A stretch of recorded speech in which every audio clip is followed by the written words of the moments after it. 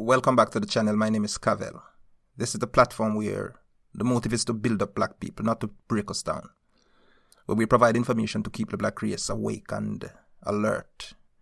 Information to bring us together so we can build and prosper.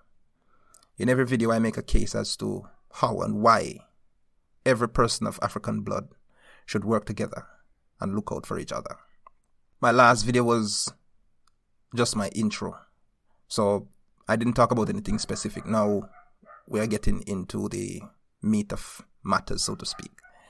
What am I going to talk about in this video? Well, from the title of the video, you may have guessed what I'm going to talk about. All is false until proven otherwise. Now, a problem that is misidentified can never be solved. That is a universal truth. If your car has no gas, it cannot start. So, if you thought that it was the spark plug or the plug wires or the battery, yes, you can change all these different parts. But until you put gas into the tank, it will never, with a capital N, it will never start. We as people of African ancestry have found ourselves in a critical moment in history, where it seemed to me like we have a real chance of fixing our collective destiny. But we have to be conscious and cautious. There is so much at stake. We just can't afford to get this thing wrong. It's as simple as that. We have just one shot, so we can't afford to miss. Now, with that said, I think the best starting point in the context of what we are trying to achieve is to first understand the nature and scope of the problem we are trying to solve. So what is the problem? And how serious is it? Those are the two questions that are in front of us. When one talks about the problems of black people, the economic situation is the first thing that comes to mind because they are so dire and so numerous and so obvious. So the temptation, therefore, is to divert all resources to economics. However, I suggest that before we move the first muscle, we're going to get to the economics, But before we move the first muscle, we must first adopt the correct mindset, the right mental attitude. Let's not fool ourselves, brothers and sisters. Nothing short of a complete mental overhaul can serve our cause and purpose. What do I mean by that? Right mindset and mental attitude. That can mean 100 different things, but I'm going to deal with just one in this video. And this is the mindset. As a rule, as an iron law, as a guiding principle, we must treat everything that the white establishment has taught us about Africa and blackness as a lie until proven otherwise. That is a good foundation. That is a good starting point. You see, I could have said that in more academic and sophisticated terms, but I can't risk the possibility of anyone missing the point. So I try to state it as clear and as simple as possible. Let me say it again. As a rule, as an iron law, as a guiding principle, we must treat everything that the white establishment has taught us about Africa and blackness as a lie, as a farce, as a false narrative, until it is proven otherwise. Do not be naive, black people. Once you got the information from the mainstream textbook, from the mainstream media, or the mainstream scholars, that information is brainwash. It's propaganda, plain and simple. It's an instrument of subtle psychological manipulation. So you have to handle it with care. I know this may be a lot for some of us to handle who are cultured to think a certain way. But believe me over them. I love you, they don't. They are the ones that told the world that we had no souls. They are the ones who told the world that we were 2/3 of a human being. They are the ones who told the world that we could not feel pain, that we did not grieve. So I believe them. Make no mistake, brothers and sisters. Once the story about Africa is told by white voices, that story, not always, but usually, it is slanted against us and our heritage. It is usually meant to make us feel small, like a disgrace to ourselves. And in the process, they have deceived both us and their children equally. They have run the world on a staged reality and bogus history, invented to praise themselves and to justify their wickedness and paint their trails of victims as villains. We have to know these things. I'm sure that there are some facts and truths to be found in their sources. Don't get me wrong. But that is what makes them dangerous. Understand that the most convincing and enduring lies are the ones that are mixed with the truth. A lie without a shred of truth is simply laughable. Nobody would believe that. So, if someone wishes to tell a great and marvelous lie, he has to get at least some names and dates and places correct.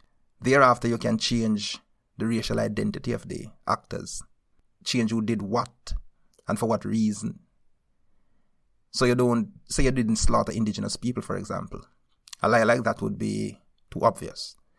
So you admit that you did kill indigenous people at place X and at time Y, but you report only some of the incidents and underreport the number of persons killed.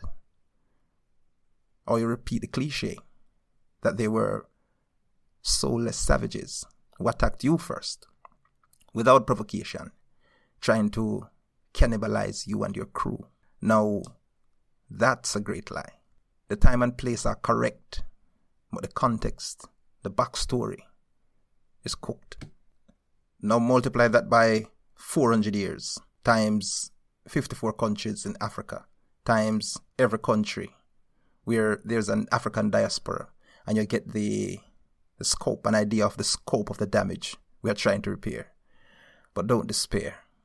It took us a long time, but now we're aware. I guess what I'm saying is that we should develop a healthy distrust for those who have vandalized our civilization and have demonstrated for centuries that they are invested in our destruction. So far I have been hypothetical. So let me use a real-life example to make my point. There was a group of indigenous Indians living in the larger Caribbean islands when Christopher Columbus arrived in the 14th century. They were called Caribs by the Spaniards, but they call themselves Kalinagos. All throughout my high school years, in my history classes, I was taught that the Caribs were cannibals, that they drank the blood of their enemies to gain their strength. If there was one thing, one fact that everyone knew about the Caribs, even those who did not do history, it is that the Caribs were cannibals. The history textbooks had no shortage of drawings, supposedly by Spanish so-called explorers, showing the Kalinagos boiling human beings in some large cauldrons and having a feast, and their body parts in the open around the fire. Those were the stories the so-called explorers told their good Christian citizens back in Europe. The idea was to paint the Kalinagos as barbaric half-humans, and as such, undeserving of their lands and their lives. Needless to say, when the Kalinagos were eventually exterminated and the explorers' loot shipped off to Europe, no consciences were moved, not that of the explorers, nor that of their deceived population back in Europe. It was not until I reached university that I came into contact with what they call revisionist Caribbean history, produced by Caribbean scholars and archaeologists, that I learned that the cannibal label given to the Kalinagos was false. It was a bogus history, invented to paint the Kalinagos as less than human, so they would receive no sympathy when their innocent blood was being spilled. Similarly, I was taught in history class that African slaves were captured by other Africans and sold for simple things like glass and a bar of iron and gunpowder and so on. Now that is true. But I had to learn on my own that not all African chiefs participated, that some chiefs and their warriors violently opposed the slave trade to their death, that there were some Africans who attacked the ships and tried to sink them before they leave the harbor. Why were we not taught these things? To me, the answer is simple. Africans did not write the textbooks. And those who did, either they knew no better, or they wanted us black people to feel unloved and betrayed by our ancestors. In that way, we, in this time, would just accept our condition because it was our own ancestors, not our oppressors, that did us wrong. That is why I said earlier that if we are going to make use of this window to change the course of our destiny, we have to first acknowledge that we have been deceived about ourselves and our history all along. And we have to also understand that we, not anybody else, have to right this wrong. We need truth to go forward, but no one will tell it to us. So we have to go out there and find it for ourselves. Make it a habit to consult with learning material compiled by black people. We can read and watch and listen to what they have to say, meaning we can read and watch and listen to what other races have to say. We just have to be careful, that's all I'm saying. I do engage with them. I learn a lot from them. But when you hear from the people themselves, sometimes you get a totally different picture. So I make it a habit to cross-reference them with black scholarship, people who represent our interests. We have to get the black side of the story before we accept and internalize them. Brothers and sisters, we have to be both author and main character in our own stories. Otherwise, on the grand stage of life, we will have none from which to learn and none to tell. And we'll be deceived and exploited all over again. I'm going to leave it here for this one. Remember to share the video. Help me get the word out. Subscribe to the channel if you support what I'm doing. And I want to say thanks to those persons who have already subscribed. I greatly appreciate it. Let me know what you think. Leave a comment, like or dislike the video. Just give me some sort of feedback. And while you're out there, look out for your black brothers and sisters and support them. Forgive them. Be kind to them. Teach them. Respect them. Love them. Black is one.